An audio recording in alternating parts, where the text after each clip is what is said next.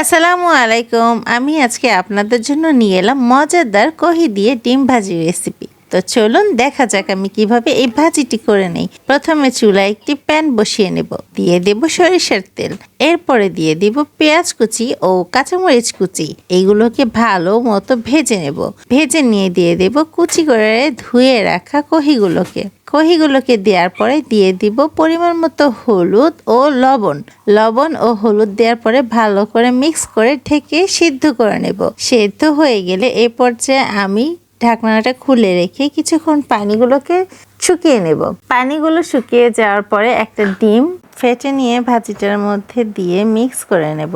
ডিম আর ভাজিটা ভালো করে নেড়েচেড়ে মিক্স করে এখন কিছুক্ষণের জন্য ঢেকে রেখে দেব।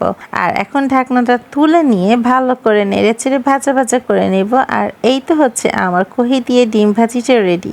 আপনারা ভাজিটা অবশ্যই বাসায় একবার ট্রাই করবেন। আর আমার ভিডিওটি ভালো লাগলে লাইক শেয়ার করে পাশে থাকবেন। আজ এ পর্যন্তই, সবাই ভালো থাকবেন। আল্লাহ হাফেজ।